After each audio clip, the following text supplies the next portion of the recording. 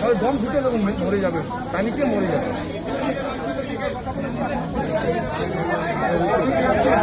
তারাতলায় নির্মীয়মান কারখানার শেড ভেঙে ভয়াবহ দুর্ঘটনা। যুদ্ধকালীন তৎপরতায় চলছে উদ্ধার কাজ। ধ্বংসস্তূপে আটকে থাকার আশঙ্কা একাধিক শ্রমিকের।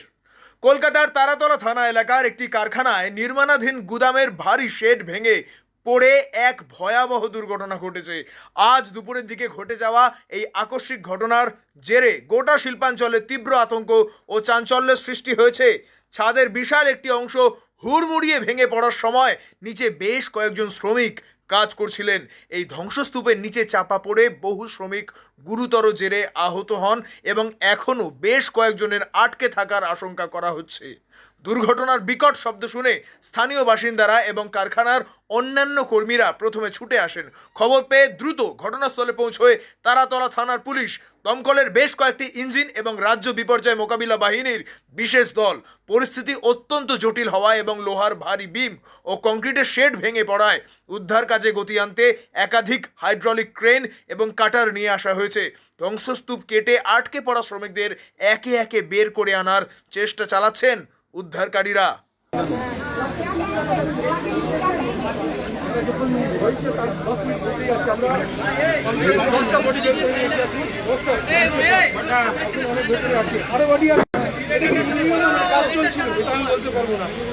এটা আমাদের ইলেকশনের আগে থেকে হচ্ছিল, কে করছিল, কোথায় করছিল, কিরকম হচ্ছিল,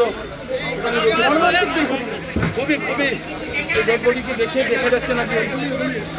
এখনো পর্যন্ত ধ্বংসস্তূপ থেকে বেশ কয়েকজন শ্রমিককে রক্তাক্ত অবস্থায় উদ্ধার করা সম্ভব হয়েছে। গ্রিন করিডোর তৈরি করে তাদের দ্রুত নিকটবর্তী হাসপাতালে স্থানান্তরিত করা হয়েছে, যার মধ্যে কয়েকজনের অবস্থা অত্যন্ত আশঙ্কাজনক বলেই জানা যাচ্ছে। দুর্ঘটনাস্থলে উপস্থিত রয়েছেন প্রশাসনের উচ্চপদস্থ কর্তারা। ঠিক কী কারণে এই নির্মাণাধীন শেডটি ভেঙে পড়লো? কাঁচামালের নিম্নমানের উপাদানের কারণে নাকি কোনো পরিকাঠামোগত কোনো গলদ, তা খতিয়ে দেখতে তদন্ত শুরু করেছে পুলিশ।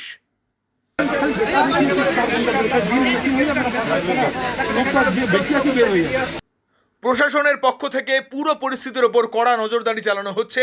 তবে ধ্বংসস্তূপ সম্পূর্ণ পরিষ্কার না হওয়া পর্যন্ত ঠিক কতজন শ্রমিক এর নিচে আটকে আছেন এবং হতাহতের সংখ্যা ঠিক কত, সে বিষয়ে এখনও আনুষ্ঠানিকভাবে নিশ্চিত করে কিছু জানানো হয়নি। এলাকাটি বর্তমানে পুলিশ কর্ডন করে রেখেছে এবং যুদ্ধকালীন তৎপরতায় চলছে উদ্ধার অভিযান।